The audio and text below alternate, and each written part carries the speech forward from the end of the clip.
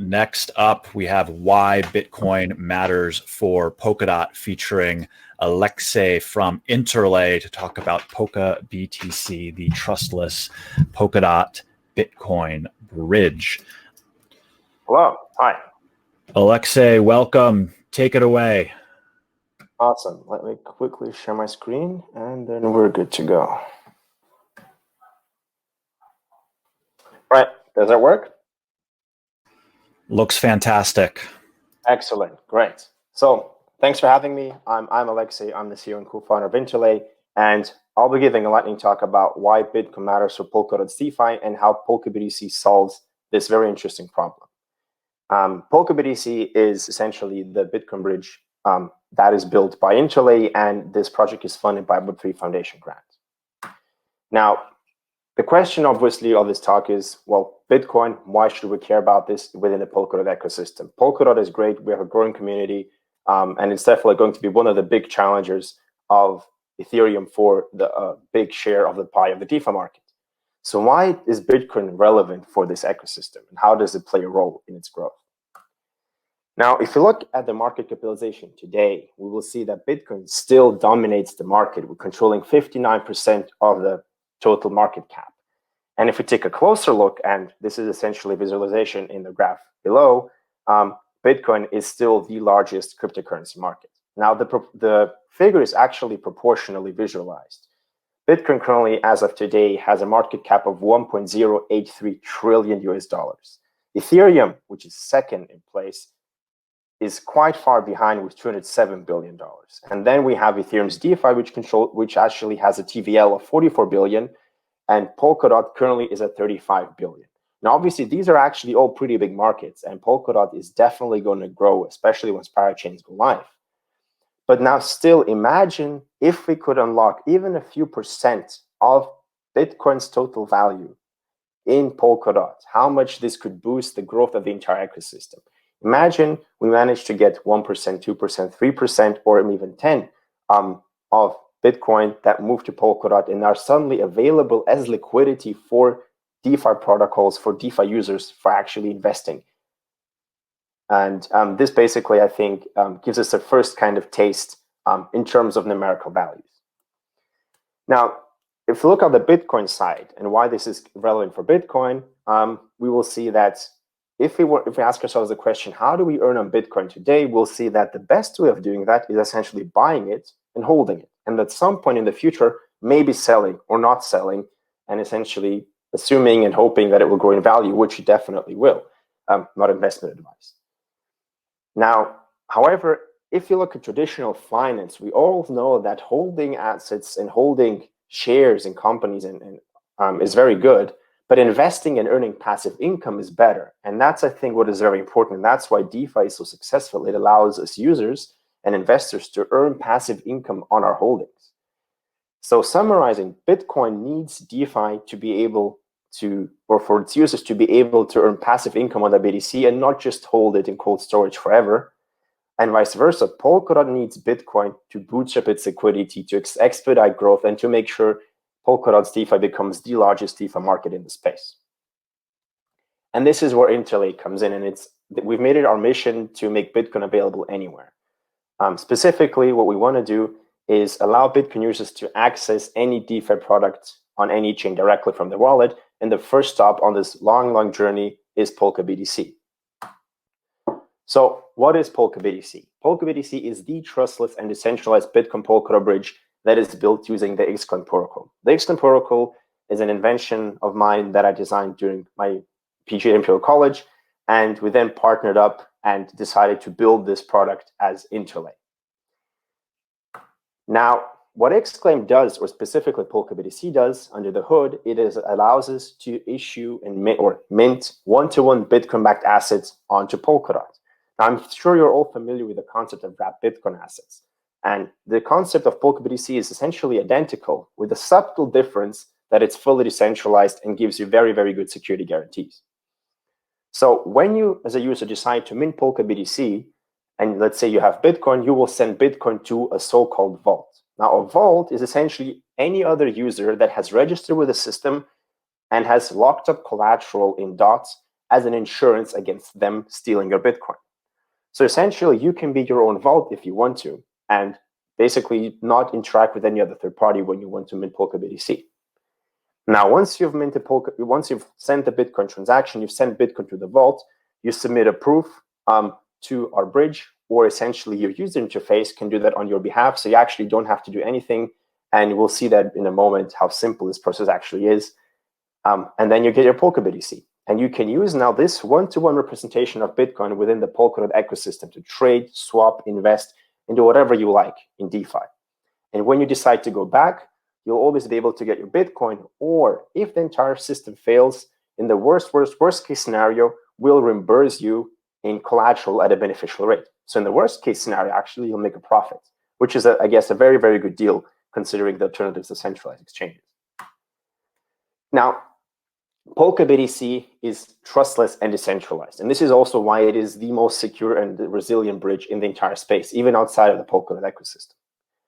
It's trustless because you can always redeem PolkaBTC for Bitcoin, or you'll be reimbursed in dotted at a beneficial rates. And it's decentralized because right from the start, there'll be no central authority controlling PolkaBTC. It'll be governed by Polkadot.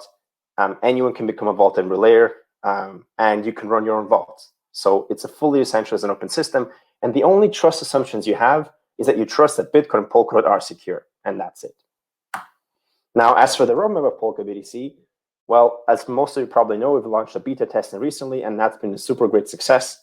And we're right now running final code audits, doing a lot of improvements that we've seen from beta, and we'll be ready to go live in Kusama whenever parachains on Kusama are ready.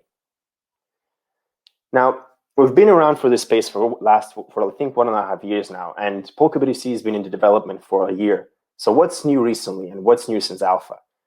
We've released the alpha vault and relayer clients. The UI has seen a full revamp, and there's a lot of great improvements in terms of usability. You can now also mint PolkaBTC with your hardware wallets. And if you want to read up on how this works and how to run your vault, how to run a relayer, how to be an active member of this community, there's a very, very detailed documentation page. Now, as for research and integrations, we've launched in Rococo.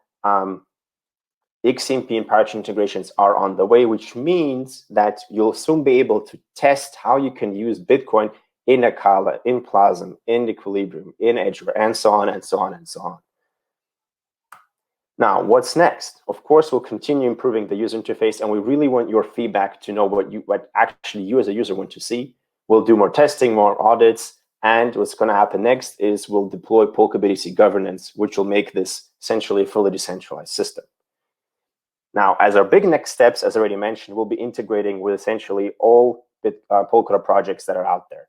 PolkaBTC is designed to be a common good, and we welcome everyone to use it, and we'll make it available to any Polkadot application in the space.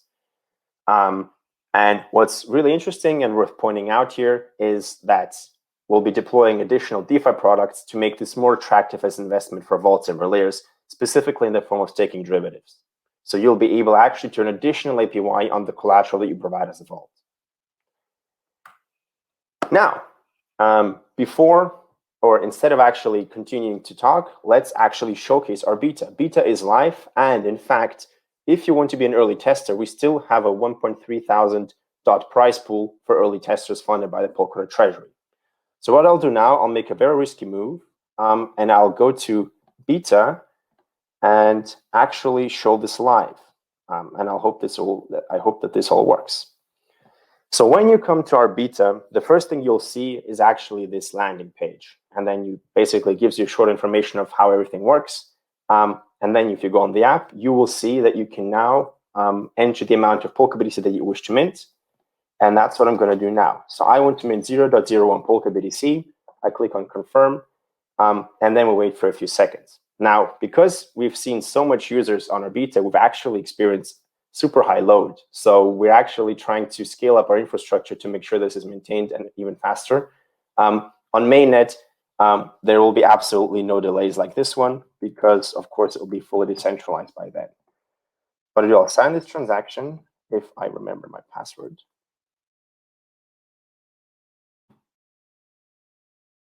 There we go. And what's happened next is in the background, we generate a new deposit address for you as a user. We use an on-chain key derivation scheme given a random vault's public Bitcoin key. And in a few seconds, I will see a QR code to which I will then send the amount of Bitcoin from my wallet. So what I'm going to do in the meantime is prepare this. Right, and as you can see, so to mint PolkaBTC, the only thing I have to do now is send this amount, the correct amount of Bitcoin to this vault. And this vault is basically randomly selected. In theory, you as a user can also choose your preferred vault, basically based on preference and so on. And what I've just basically done, and I'm not sure if you can see my phone, I have just scanned the QR code and I have just made the Bitcoin payment on Bitcoin testnet. So I'll confirm that. Below here, you can see that my request is now pending and we've actually already found the Bitcoin transaction. So what's happening now is we're waiting for the confirmations on Bitcoin testnet. The average block time on Bitcoin is 10 minutes, and on testnet, we only wait for one confirmation. On mainnet, we will be, of course, waiting for 6 or more confirmations to be very, very safe. I will not wait for this to happen in consideration of time because this will take probably longer than my talk lasts, but it's as easy as that to mint PolkaBTC. And if I want to check this out in the Bitcoin Explorer, there we go. This is the transaction. Now, to redeem PolkaBTC, the only thing you will need to do is you enter a Bitcoin address, which I'll do here. Now, for example, you click confirm, and that's it. And then you will receive Bitcoin from our vault.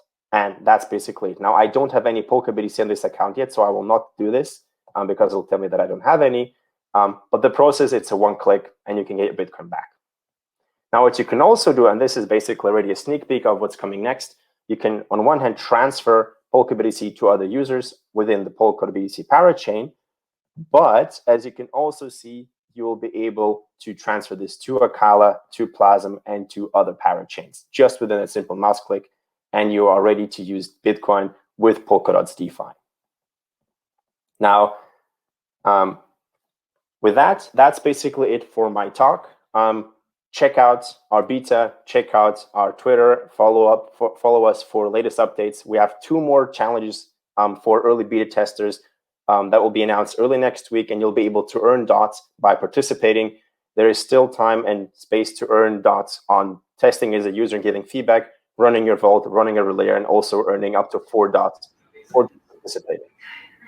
All right, that's it, and happy to take questions. Thank you very much, Alexei. We had a couple questions in here. One that I think is pretty easy to answer, but we'll see. Why would I use Interlay when I own BTC and DOT? If I have assets on the Bitcoin blockchain and on Polkadot already, why would I use Interlay? Why would I want to use it? Well, first clarification, I guess, is it's not Interlay, it's PolkaBTC. Interlay is just the team that's building this decentralized bridge. Well, as mentioned, I mean, if you have DOT, if you have Bitcoin, that's great. So you can use DOT in the DeFi ecosystem of Polkadot, but you can't really use a BTC. You just can hold it. But now, if you want to be able to invest your Bitcoin into DeFi products on Polkadot, that's when you use the bridge. Essentially, you just move Bitcoin from the Bitcoin blockchain onto Polkadot, and this means that you now have your Bitcoin available for investing into Akala and all other DeFi applications that we've heard about today. Great. So there's another question here that's got some interest, and it's maybe not, the question was maybe not directed at you. I'm not sure when it was submitted. I was just cleaning up the questions for the panel to come, but I think you could give an interesting perspective on it. The question is, can you give us some examples of how different parachains can work in symbiosis? What is going to make the difference between parachains cooperating versus just having different smart contracts working side by side on a single chain? So you were showing how when you use PolkaBTC, you can select a parachain to send the PolkaBTC to. So maybe just expand a little bit on that example as to like why someone would want to get their Bitcoin, say, to Akala, and how PolkaBTC, Akala, and maybe several other parachains are working together to get that thing done. Definitely.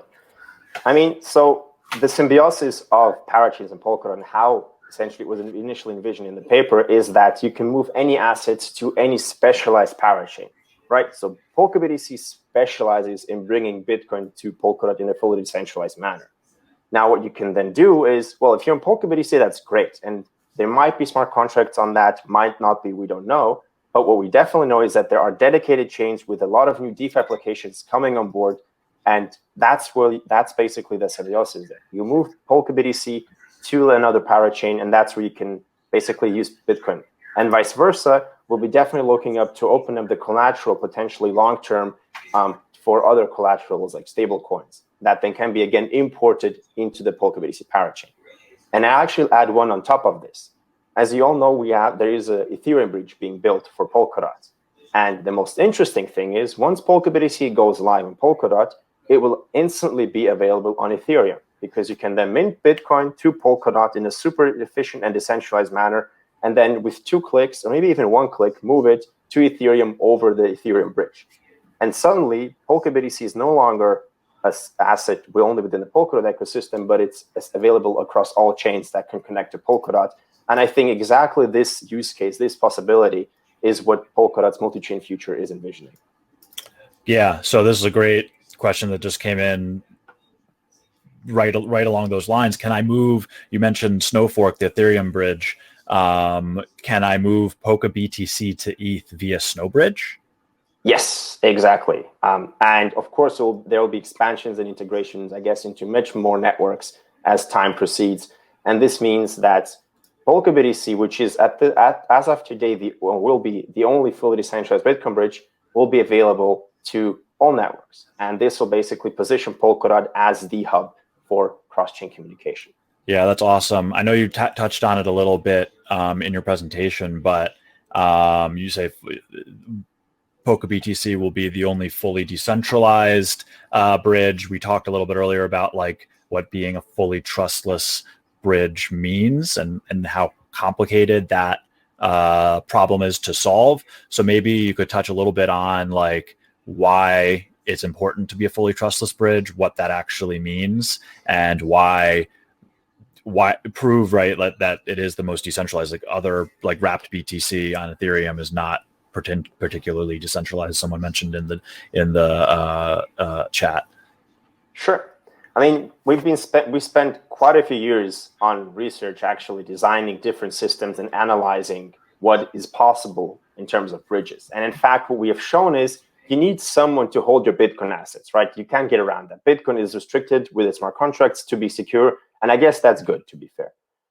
But what you then need to do is you need to be able to unlock the BTC once you want to burn PolkaBTC, for example, and get your Bitcoin back. So you need someone to hold it. What WBTC and I think most of the other bridges do is they have some form of custodian that is trusted. Either it's a single or it's a multi-sig, but in the end, it's restricted. You as a user have no chance to becoming a custodian. You cannot participate in a network. There is no network. And this also means that while, of course, BitGo and the custodians that are registered there are, of course, very trusted companies, we never know what the regulations will bring. We never know whether they'll face a hack and all of the Bitcoin are gone suddenly. We don't know if regulations will not enforce KYC. And in fact, WBTC requires KYC. And it's only a matter of time until other centralized solutions will require KYC as well. Well, PolkaBTC, on the other hand, and specifically the Xclaim framework that's underlying, allows anyone to start a vault. It's just like with Bitcoin. You spin up a full node and you're good to go. Nobody can prevent you from doing that. Nobody can prevent you as a user from participating, right? A vault registers, puts down collateral, and says, here's my Bitcoin address, and that's it. But the vault has absolutely no influence as to who is participating. A vault cannot choose which users mint PolkaBTC, whereas a centralized custodian can. And I think this is very kind of important to ensure that Bitcoin remains decentralized even when it's in other chains, because this is essentially, I believe, the vision with which all of this started. Yeah, totally. So a couple questions here about, so we touched on a number of the bridges that are being built in the Polkadot ecosystem. Obviously, PolkaBTC as one of the most substantial Bitcoin bridges. Obviously, the trustlessness on both sides of the bridge is particularly important. Maybe we could talk a bit about other Have you tracked the progress of any of the bridges to Cosmos? I know there's a bridge to Stellar, the potential bridge to EOS. I know Chainx is working on a BTC bridge. Just broadly comments on the progress of bridges as a broader class on Polkadot. Definitely. I think the progress that we've seen on bridges is significant, and it's actually super exciting. Snowfork is making great progress, and we also know that a bridge to Cosmos is only a matter of time. There's multiple teams on both sides working to make light clients available, and in fact, we are preparing and hoping to move PolkaBTC also to the first interchain Cosmos systems within the next year, just to showcase the ability of Polkadot to cater to all chains within this ecosystem. As for other Bitcoin bridges, I think generally it's great that there's multiple approaches to the system. And I do believe that centralized bridges have their use, and definitely, I guess, for some providers and for some institutional traders, a centralized bridge, which can provide with a lot of trust and also legal contracts, can be useful. Whereas with centralized systems, of course, there's always this this semi-anonymous approach. Although, of course, again, we do anticipate that similar to TBTC and Ethereum, you will have professional custodians running vaults as well. So you as an institutional trader will actually have the choice. Do I go fully decentralized, run my own vault? Do I just pick a random one? Or do I want some additional security and actually go to one of the really big ones that can offer me additional securities? Awesome. Obviously, Polkadot has grown a lot since the initial paper was written, and people really looked at it as an interoperability solution first. It's obviously now a lot more than that. It's a scalability solution. It is a layer 0 for connecting all these layer 1s, but it's awesome to see that the original initial value proposition that Polkadot is going to be the most interoperable, trustless protocol is being delivered on, in part thanks to you and your team's great work. So thank you for being here today, and hope you do well in the future. We'll catch up soon. Awesome. Thanks for having me. Bye. See you, Alexei.